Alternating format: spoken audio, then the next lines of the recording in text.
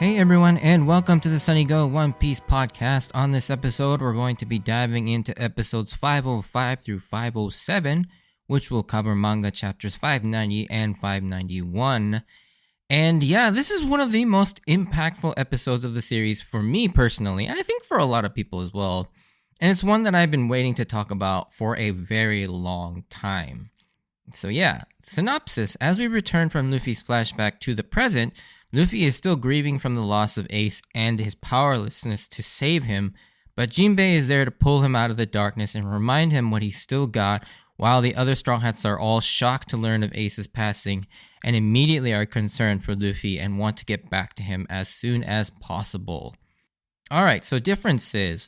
So, yeah, obviously the entirety of episode 506 is filler. Now, a lot of that material, I wouldn't consider it like completely nonsensical filler, like it doesn't have anything to do with the series, because it does fill in a lot of gaps in terms of what we don't get to see but is implied in the manga. So I'd say this episode is still worth watching. It just doesn't necessarily progress much in terms of the story. One other small difference is that I noticed in the other two episodes is that there is a small added dialogue of Hancock kind of fantasizing about what her conversation with Luffy would be like, but that's literally like a couple seconds, so it's not really that big of a difference. The rest of it is pretty faithful in terms of keeping up with what's in the manga. So with that out of the way, let's get into the episodes themselves. So as I've mentioned in the past, this episode 505 particularly, is one of my absolute favorite episodes in all of One Piece. This episode is packed with so much emotion and heart that it's undeniable how much this hits you. Like right from the get-go, we see Garp return to Fuchsia Village just shortly after the Paramount War, and we see Dadan has actually descended down into the town, where in the past it was very prominent that she made sure to stay away due to kind of her unsavory reputation as a mountain bandit among the citizens of Fuchsia Village. Even though Makino and Whoopslap know that she isn't really a danger or a bad person at this point in her life. And immediately, though, we are plunged into a heartbreaking and tear-jerking moment where Dadan confronts Garp about the events of the war and how he could let Ace die like that. Garp, for his part, doesn't fight back because he knows she's right. And I'm not really pointing out anything that anyone doesn't know from just watching this scene, but it's so amazingly done and really shows just how each of them are trying to stay strong, but are in complete grief over Ace's loss and the unknown whereabouts of Luffy as well. Makino jumps in to stop Dadan from beating Garp further, emphasizing with Garp knowing that it was also really hard for him. And I think the part that hits the hardest is just how much Dadan understands her surrogate sons and how much it pains her when she corrects Makino that it wasn't Garp who had it the hardest during the war. It was actually Luffy. And knowing full well just how much Luffy loved and looked up to Ace. And he really did. Even in the short time we saw Luffy and Ace, you could already tell just how much he looked up to Ace. And from all the way back to Arabasta and their interaction there as well.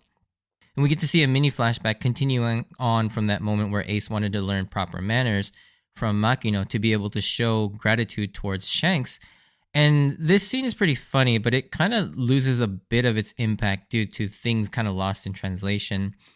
The English translation does do their best by adding sort of like inappropriate words like the hell and what the heck. But what they're actually doing is going through different pronouns to address someone. So starting with the most casual and offensive and progressively getting slightly better, but not the correct way to say it either. So in Japanese, there are various different ways to speak depending on how much respect you want to show to someone. And this sort of language is called keigo language or polite speak. And what they're doing is practicing how to address someone. So all the words that Ace and Luffy go through are very impolite ways of addressing someone, like teme or ome or onore or konyaro or kisama. They're all incredibly impolite ways, almost insulting in a lot of these cases too, of saying basically the word you. And so, however, the last two tries aren't even people pronouns anymore. They're demonstrative pronouns like kore and sore, which are the equivalent of words like this and that. So basically, you're reducing a person to not only just not acknowledging that they're people, but they're acknowledging them as objects now, which is incredibly impolite, basically dehumanizing them. And this flashback also goes to explain the contrast in Luffy and Ace and their way of speaking and their overall manners. And particularly, we noticed that in Arabasta as well. We saw that Ace was much more polite, like him bowing to those poor people's houses that he accidentally blew a hole through, or even just the way he speaks is more proper, to the point where even Nami mentions how much more well-spoken Ace is compared to Luffy. And also Ace is far more, polite in terms of just his overall manners, particularly when we saw him talk to Shanks, as well as when he was addressing the Straw Hats and speaking to them.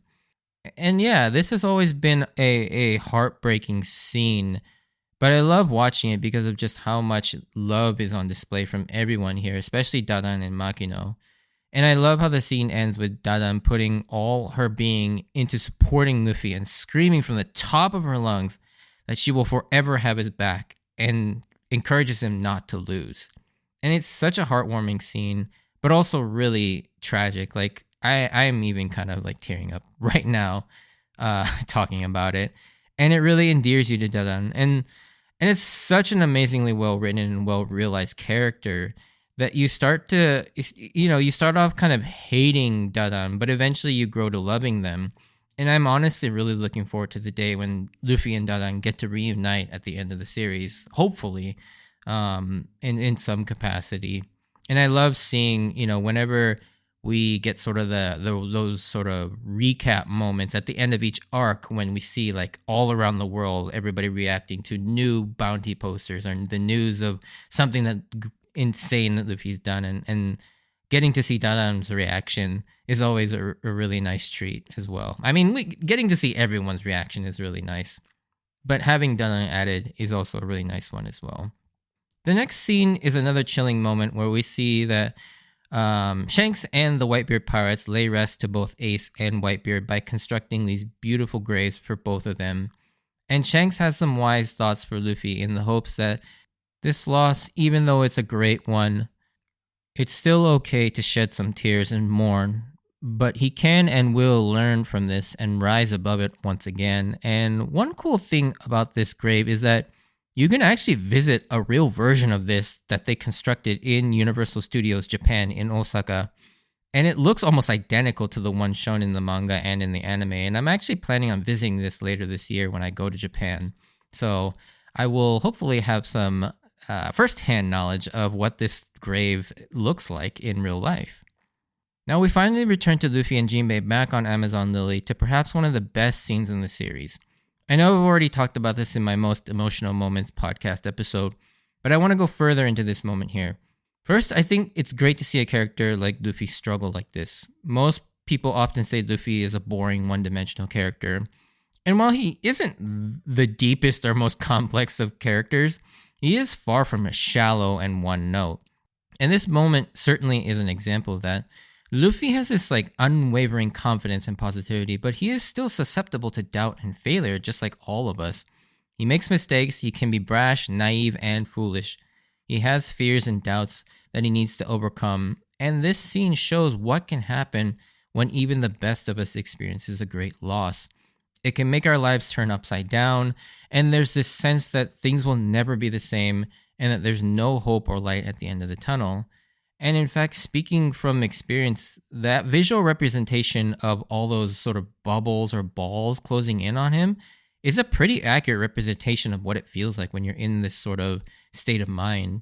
Things just keep piling on you, whether it's additional responsibilities that fall upon you, or all of your doubts, or all of your past failures and mistakes, or the seemingly insurmountable obstacles that stand in your way. They all kind of converge in on you, and you feel like all you can do is either isolate into your depression or turn to angry, self-destructive behaviors. And we see Luffy kind of employ both. And often, at least for me, it was kind of both too. I was kind of more on the isolate side of things and kind of withdrawal. And this feeling is truly suffocating. And for me, it was especially constant, kind of like this constant wondering what I could have done differently that really got to me. And it still kind of does, but Luffy and Jinbe in this moment certainly helped me in my perspective in sort of healing, whether it was the loss of a loved one or having my heart broken. You have those really significant moments where things just kind of fall apart. And this scene has always kind of stuck in my mind as always being there. Like Jinbe's speech here to Luffy of losing yourself and being blinded so much by your losses and grief that you lose sight of all the things that you still have, in your life. It's the quote is, don't just count the ones you've lost. What's gone is gone. What is it that you still have? And this is probably the most impactful quote from the entire series for me because it's something I constantly go back to when I'm down or I'm struggling with something. Ever since I read this for the first time, it has never left me, and I continue to go back to this scene and quote when I'm struggling or need perspective or strength. That's the power of a good story. And yeah, it's entertainment first and foremost, but it's also something that can mean so much to so many people to the point where it can change someone's life in massive ways. And that's one of the reasons why I love One Piece so much, because it's so much more than just a story. And that's why whenever I hear people mocking or refuse to watch One Piece or anything really, because it's either too childish or weird or boring, I don't really get mad at those people. I just kind of feel sorry for them because they're missing out on experiencing something that's so special that will no doubt have a great impact on their lives in such a positive ways as it has mine. And so yeah, that's kind of why I always encourage people to at least give One Piece a try, but I never admonish someone who doesn't want to because, yeah, I want them to want to experience One Piece. And I'm so confident that, yeah, if you give One Piece a try, like legitimately, it will stick and it will affect your life in so many positive ways as it has mine. And that's kind of why I love One Piece and why I do this podcast and why I follow the series so closely. But yeah, what comes out of the, in this quote is so amazing and beautiful as Luffy can finally see the light and realizes that he still does have something, his Nakama.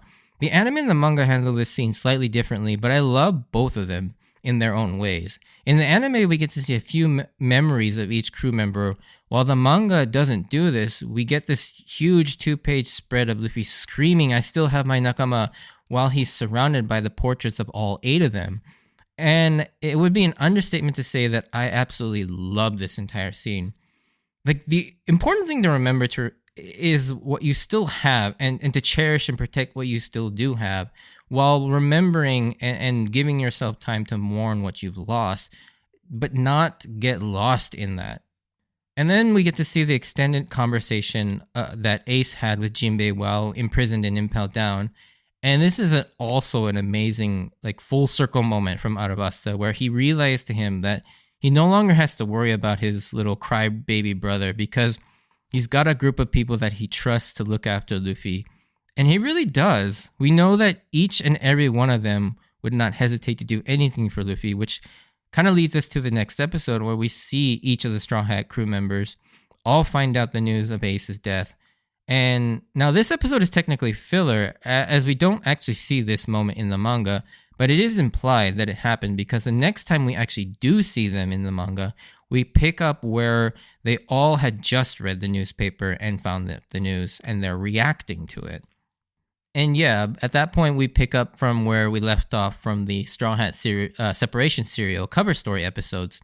However, despite this being completely filler, it is actually important as it does do a lot of setting up for the canon materials that we do see later. Like for Zoro's story, we get the shocking reveal of Mihawk's appearance on that baboon island.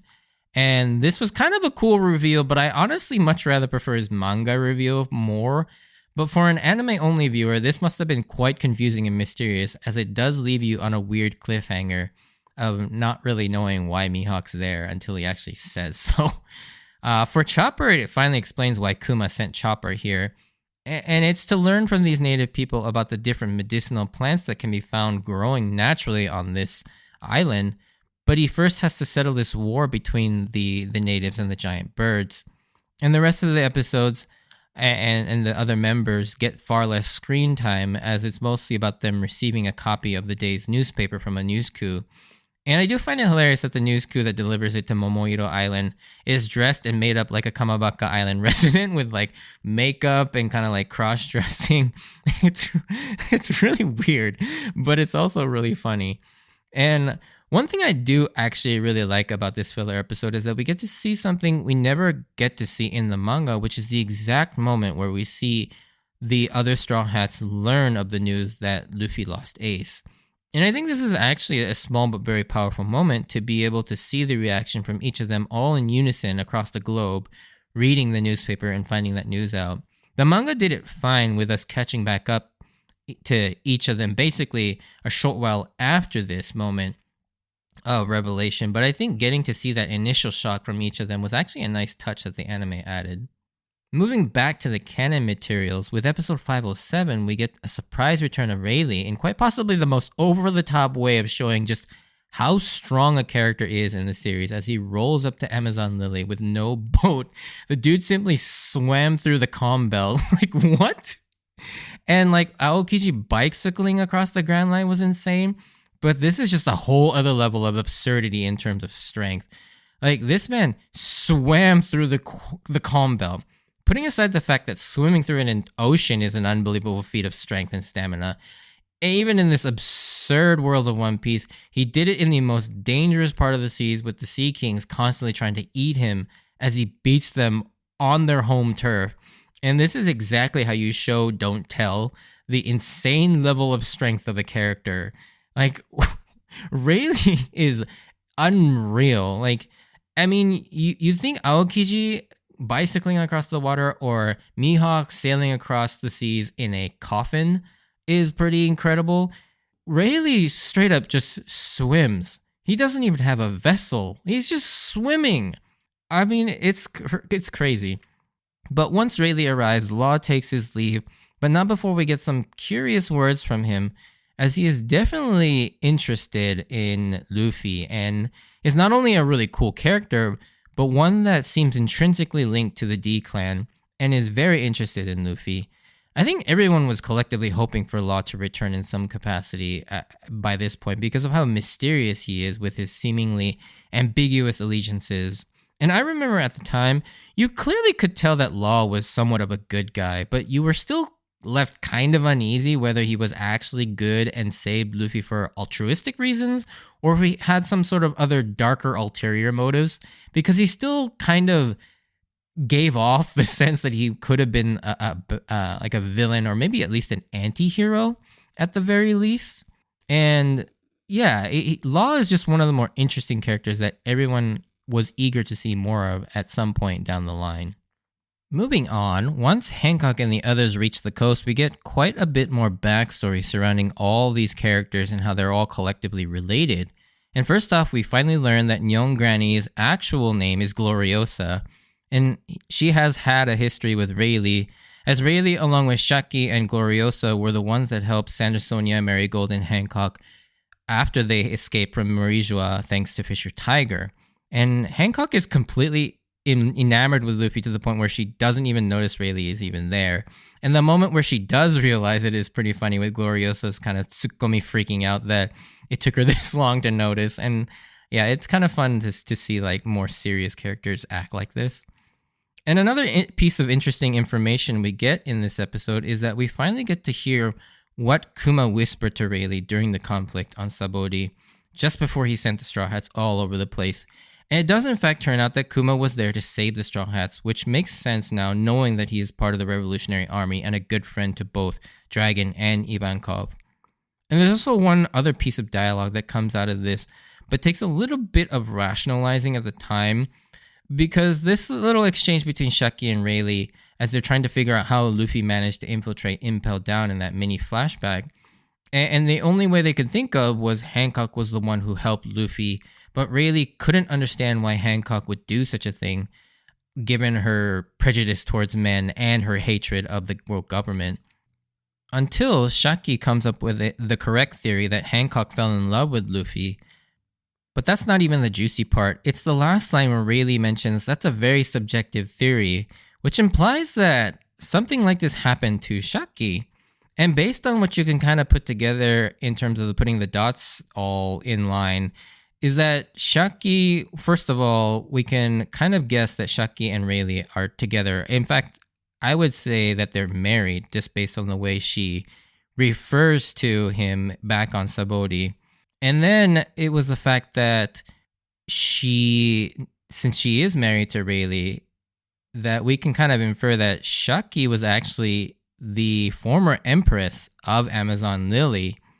And based on her age, it would make sense that she was the empress between Gloriosa and Hancock. So Gloriosa was the empress to a long while back. And then when she was ousted, Shaki took over as the empress. And then eventually Hancock then took her place, presumably because of Rayleigh. And the reason why she lives on Sabodi with Rayleigh is because she fell in love with Rayleigh at some point, just like Hancock fell in love with Luffy and was forced out of her seat as the empress, just as it was implied that Gloriosa did at one point as well. Of course, we don't know who Gloriosa ended up falling in love with.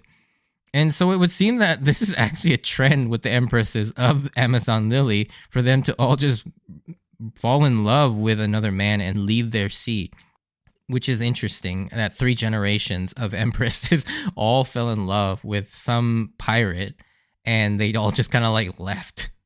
And this is where things get very interesting as Rayleigh gets into why he sought Luffy out.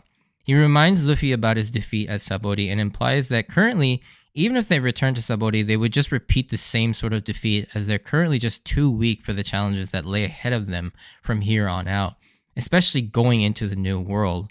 And the scene cuts off with Rayleigh about to suggest something to Luffy, and we all knew that this was going to lead into kind of the first training arc of the series, which for being a shonen series is pretty impressive that it took this long for One Piece to get there, because when you look at all the other series, like a training arc is like almost like a given in like the first like set of arcs, but it took almost like 500 plus episodes for it to get to One Piece. And the episode ends with us returning to Usopp on Boeing Island, with him frantically rushing to get back to Sabodi as a result of hearing the news that Ace has died and that Luffy must be in a great deal of pain. And I love that Usopp is the first one we get to see react to the news of Ace passing, as emotionally Usopp is probably the closest to Luffy. You know, they both kind of like feed off of each other. I would say Luffy and Usopp are like kind of like little brothers that are kind of, they play with each other, while Zoro is probably Luffy's best friend. And seeing Usopp understand this so well is really an emotional moment. However, that's not to take away from the others, since every one of them will have an amazing moment where we get to see them react a little bit more to the news of Luffy being in pain. And we get to see, them kind of resolve in terms of like them needing to get back to Luffy to help him. And by this point in the series, you really get a sense that things were about to change significantly in the story, that they were all going to have to get stronger, and that they may not reunite right away, and that they may all have adventures separately from each other and train to get stronger in their specific islands, because that's the way the story seems to have been set up, with Kuma sending them all to places where they would benefit in some way from where they are.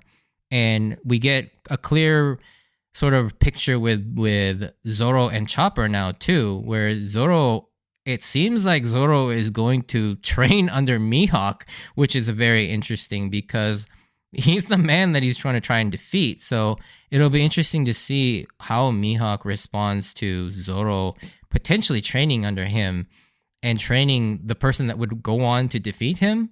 And then also like I mentioned earlier, we get to see Chopper, basically it becoming clear what Chopper is doing there on that island, and that there's a lot of unique and rare and maybe even exclusive medicinal plants on that island where Chopper can hone in on his medicine making skills as well as his medical knowledge and sort of also diplomacy among animals as well. And so we now have a pretty clear picture of what everyone's doing and how they're going to need to get stronger in their own separate ways. And so, yeah, that's where we kind of leave this part of the episodes off, and we'll talk more about the other Straw Hat members in the next several episodes. But if you did enjoy this, send me a like or comment, and if you want to join me on this journey of rewatching One Piece, please consider subscribing. Check out my Instagram and Twitter account at SunnyGo Podcast for updates of when I post new episodes, or to see pictures of my manga collection. I know I've been kind of slacking on that a little lately. I've been a little too busy for that, but hopefully I'll get back on that soon. But as always, I wanted to thank you for taking the time out to listen to my podcast. Just a small spoiler section, so if you're interested in that, hang around. But if not, stay safe out there, and I hope to see you on the next episode. Bye!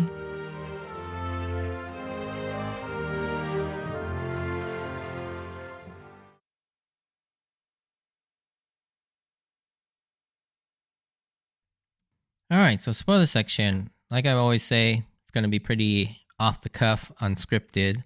But yeah, one thing I want to talk more about was episode 505. And one thing that I love about watching episode 505 in retrospect, with hindsight of Jinbe now an official member of the Straw Hats, is that despite the fact that at the time it felt like Luffy was alone without his Nakama, it's awesome to now realize that he always had one right by his side the whole time. Jinbe was there for Luffy and was already a Nakama to him in more than one way. And so when he invited Jinbe to join the crew at the end of Fishman Island, it came as no surprise. And to be honest, most of us were actually surprised that he didn't ask him sooner. Because of these last several arcs, Jinbe has just as deep of a connection with Luffy as any of the other official members at the time. And I'd say by this point, he had a deeper connection with Jinbe than he ever did with Brook. And not to say that I'm disparaging Brook in any way, but Jinbe is a special person to Luffy, which is why I love that moment when Jinbe officially does join the crew for good. Just before the raid on Onigashima, Luffy jumps and hugs him, which is also a moment that they chose to reference in the opening theme called Paint during that arc. And I love that Jinbe and Luffy are paired together when they go through that montage of pairing all the different Straw Hats together as they kind of flash on screen towards the end of that opening theme. And yeah, Jinbe is a Straw Hat member in more than one way, and I feel like Jinbe, it made so much sense for Jinbe to join the crew. And I think the only reason why Jinbe was left off the crew for so long, even like the official asking of him to join the crew, was because of how powerful Jinbe was, and that it would have created an imbalance in terms of the power scaling of him, the crew, and sort of all the challenges that they would face in the earlier part of the New World. Because Jinbe is just absurdly strong. I mean, he was a Shichibukai and a fishman, and by this point, he was probably stronger than even like Zoro or Sanji, I would say. And of course, at this point in the story where we are, episode 1098, I think we're at, in Egghead Island, I would say Zoro and Sanji are stronger than Jinbe. Even though Jinbe does have a slightly higher bounty than Sanji, I still think Sanji is stronger than Jinbe, but we're not talking about power scaling. But yeah, I do think that's the only reason why Jinbe was left off the crew for so long, is because of sort of the power imbalance that he would cause. But and I think that's the same thing that's happening with Yamato, to be honest. Like, Yamato, I think, would be a member if he wasn't so damn strong. Like, Yamato is absurdly strong. Like, he is just crazy strong, and I would say he's stronger than Sanji and Jinbe both, combined with his devil fruit power. But yeah, I never really had an issue with how long it took Jinbe. I always kind of like wanted him there because I love the character so much. But I love that looking back on episode 505 and throughout all of Impel Down and Marineford, even though you'd think Luffy was without his Nakama, he at least had one with him the whole time. And I love that, getting that feeling upon rewatching Impel Down, knowing that fact that Jinbe is a Straw Hat member now. But yeah, that's pretty much what I wanted to talk about. And thanks for listening, and I'll catch you on the next episode. See ya!